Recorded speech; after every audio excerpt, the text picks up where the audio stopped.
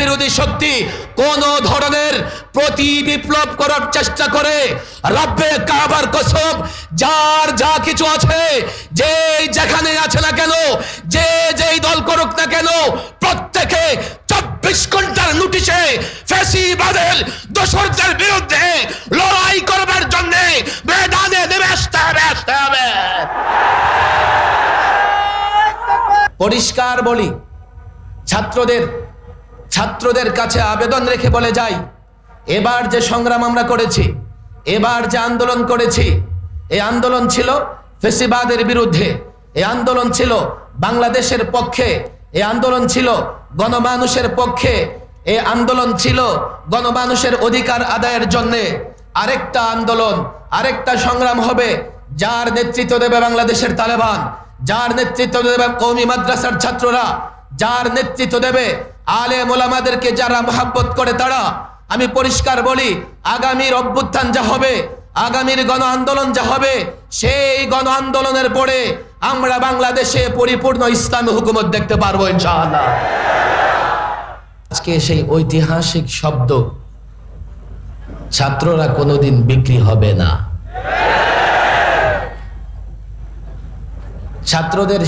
ছাত্রদের মাধ্যমেই আমরা একটা নতুন বাংলাদেশ পেয়েছি। আজকে আমরা মুক্ত।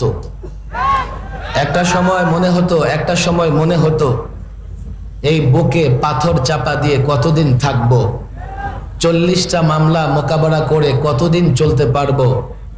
মুক্ত আকাশের নিচেও নিজেকে কারাবন্দী মনে হতো। চিৎকার করে ভিতর থেকে কান্না আসতো, কবে পরিবর্তন হবে, কবে আবার দারাজ কণ্ঠে কথা বলতে পারবো। ভয় ভীতি ইত্যাদি পদদলিত করে কবে আবার জনতার সামনে কথা বলতে পারবো। ছাত্র সমাজের আন্দোলনে খুব দ্রুতই আল্লাহ তাবারক ওয়া তাআলা ব্যবস্থা করে দিয়েছেন, পট পরিবর্তন হয়েছে। আজকে ওলামা একরাম দেশের সর্বত্র প্রোগ্রাম করতেছে, আর এই প্রোগ্রামগুলো 2-4 হাজার লোকের নয়। টিএসসিতে প্রোগ্রাম হোক আর কোনো জেলা মহানগরে প্রোগ্রাম হোক, আলেমরা যেখানেই বক্তৃতা করতেছে সেখানেই হাজারো লাখো লোকের জমায়েত হয়ে যাচ্ছে। এটাই বাংলাদেশের বাস্তবতা, এটাই বাংলাদেশের আসল পরিচয়। কিন্তু বিগত রেজিম সরকার তারা বাংলাদেশের পরিচয় বদলে দিতে চেয়েছে। এই দেশটা পৌত্তলিকদের দেশ, মূর্তি পূজারীদের দেশ, তা বারবার তারা প্রমাণ করতে চেয়েছে। বাংলাদেশ তাওহীদি জনতার দেশ, শান্তিপ্রিয় শান্তিকামী জনতার দেশ। এই আন্দোলনের মাধ্যমে তা প্রমাণিত হয়েছে। সারা বাংলাদেশে শান্তিপূর্ণ পরিবেশে প্রতিদিন ওলামা একরাম প্রোগ্রাম করতেছে। বাকি আল্লামা মুফতি আমিন রাহিমাহুল্লাহ যে স্বপ্ন দেখতেন, আমি মনে করি বাংলাদেশে এবারকার ছাত্রদের আন্দোলনের মাধ্যমে এই স্বপ্নটা আংশিক প্রতিফলিত হয়েছে। আমরা ফ্যাসিবাদকে হটিয়ে একটা মুক্ত নতুন দেশ গঠন করতে পেরেছি। তবে চূড়ান্ত বিজয়ের জন্য আমাদেরকে আরেকটু লড়াই করতে হবে। পট পরিবর্তন হলেই আমি যা চাই সবই করতে পারবো না। পট পরিবর্তন হলেই এই মানব সমাজে শান্তি প্রতিষ্ঠার জন্য, রাষ্ট্রীয়ভাবে শান্তি প্রতিষ্ঠার জন্য ইসলামের বিকল্প নাই, রাসূলুল্লাহ সাল্লাল্লাহু আলাইহি ওয়াসাল্লামের আদর্শের বিকল্প নাই। আমি তো মনে করি আমাদের এটা প্রাথমিক বিজয় ছিল। আমরা যেদিন ঘর থেকে রাষ্ট্র সর্বত্র রাসূলুল্লাহর আদর্শ বাস্তবায়ন করতে পারবো, সেদিন আমাদের চূড়ান্ত বিজয় হবে। পরিষ্কার বলি, ছাত্রদের কাছে আবেদন রেখে বলে যাই, এবার যে সংগ্রাম আমরা করেছি, এবার যে আন্দোলন করেছি, এই আন্দোলন ছিল ফ্যাসিবাদের বিরুদ্ধে, এই আন্দোলন ছিল বাংলাদেশের পক্ষে, এই আন্দোলন ছিল গণমানুষের পক্ষে, এই আন্দোলন ছিল গণমানুষের অধিকার আদায়ের জন্য। আরেকটা আন্দোলন, আরেকটা সংগ্রাম হবে, যার নেতৃত্ব দেবে বাংলাদেশের তালেবান, যার নেতৃত্ব দেবে কওমি মাদ্রাসার ছাত্ররা, যার নেতৃত্ব দেবে আলেম ওলামাদেরকে যারা মহব্বত করে তারা। আমি পরিষ্কার বলি, আগামীর অভ্যুত্থান যা হবে, আগামীর গণ আন্দোলন যা হবে, সেই গণ আন্দোলনের পরে আমরা বাংলাদেশে পরিপূর্ণ ইসলামী হুকুমত দেখতে পারবো ইনশাআল্লাহ। এর জন্যই কাজ করতে হবে। শুধু বক্তৃতা সমাবেশ করে ঘরে ফিরে গিয়ে চুপ করে বসে থাকলে হবে না। একটা সময় এখন এমন হয়েছে আমরা চাইলে ইসলামের সৌন্দর্য ঘরে ঘরে পৌঁছে দিতে পারি। আমি এই ছাত্র জনতাকে বলবো, এই সময়টা আসলে আমাদের অতীতের মতো কোনো সময় নয়।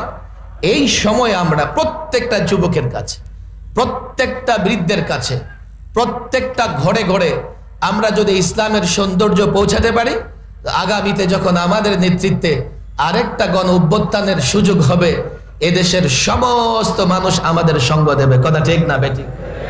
এখনই তো আমি যখন রাস্তায় বের হই, লালবাগের পাশে একটা গাড়ি রাখার জায়গা আছে রাস্তায়, গাড়ি ড্রাইভাররা বলে, হুজুর আপনারা আসার পর থেকে আর চাঁদা দেওয়া লাগে না। আমি বলি, যতদিন থাকবে আপনাদের চাঁদা দিতে হবে না, দুর্নীতি থাকবে না। ভারতীয় মিডিয়ায় কেবলমাত্র সংখ্যালঘু নির্যাতনের খবর ছাপানো হয়, আর বাংলাদেশের বাস্তবতা হচ্ছে বাংলাদেশে এখন সংখ্যালঘুরা পৃথিবীর যে কোনো দেশের সংখ্যালঘু থেকে যে কোনো সময় থেকে ভালো আছে এবং শান্তিতে আছে। তবে তারা একটা চেষ্টা করতেছে কিভাবে এই দেশে সংখ্যালঘুদের উপর নির্যাতন হচ্ছে এই বলে দেশের পরিস্থিতি আবারও তারা ঘোলাটে করতে চায়। পরিষ্কার বলি, বিজয় স্বাধীনতা আনা যতটা সহজ, তার চাইতে স্বাধীনতা রক্ষা করা কিন্তু ততটা সহজ নয়। ছাত্র জনতাকে বলি, ষড়যন্ত্র হচ্ছে। ছাত্র জনতাকে বলি, নানা দিক থেকে আমাদেরকে ছোট করবার জন্যে, আলেম ওলামাকে ছোট করবার জন্যে প্রপাগান্ডা চলতেছে। যাই চলুক না কেন, আমরা আমাদের অবস্থান ক্লিয়ার রাখবো। আমরা আমাদেরকে মুক্তিকামী শান্তিকামী মানুষের কাতারে রাখবো। যারাই প্রপাগান্ডা করুক না কেন, যারা ওলামাদের বিরুদ্ধে লিখুক না কেন, যারাই মাদ্রাসা মসজিদের বিরুদ্ধে বলুক না কেন, আমাদের কিন্তু ময়দানে থাকতে হবে। পরিষ্কার বলি, যদি ময়দান ছেড়ে দেই, পরিষ্কার বলি, যদি প্রতি বিপ্লব হয়ে যায়, তাহলে বাংলাদেশ আর মুসলমানদের রাষ্ট্র থাকবে না। এটা গুজরাটের মতো, কাশ্মীরের মতো কোনো একটা রাষ্ট্র হয়ে যাবে। পরিষ্কার বলি, স্পষ্ট বলি, নিজেকে জাগ্রত রাখতে হবে, সচেতন রাখতে হবে। যদি হিন্দুত্ববাদী শক্তি, মূর্তি পূজারী, দেশ বিরোধী শক্তি কোন ধরনের প্রতি বিপ্লব করার চেষ্টা করে, রব্বে কাবার কসম, যার যা কিছু আছে, যে যেখানে আছে না কেন, যে যেই দল করুক না কেন, প্রত্যেকে 24 ঘন্টার নোটিশে ফ্যাসিবাদের দোসরদের বিরুদ্ধে লড়াই করবার জন্য ময়দানে নেমে আসতে হবে।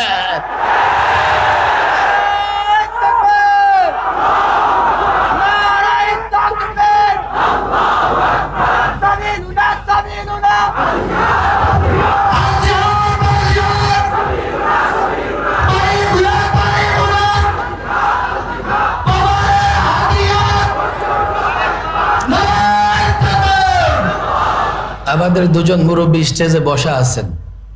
একজন আমাদের মুরব্বী, বাংলাদেশের মুরব্বী হযরত মাওলানা আব্দুল হামিদ পীর সাহেব মধুপুর। আমার ডানে বসা আছেন আমাদের বড় ভাই, দীর্ঘদিনের যোদ্ধা হযরত মাওলানা জুনায়েদ আল হাবিব সাহেব। ওনারা বয়ান করবেন। আমি অসুস্থ মানুষ, শুধু আমার প্রাণের কলিজার টুকরা ছাত্রদের সঙ্গে দেখা করবার জন্য এখানে এসেছি। আল্লাহ তাবারক ওয়া তাআলা যেন আমৃত্যু দ্বীনের পথে লড়াই করবার তৌফিক দান করেন। ওয়া মা তাওফীকি ইল্লা বিল্লাহ ওয়া মা আলাইনা ইল্লাল বালাগ।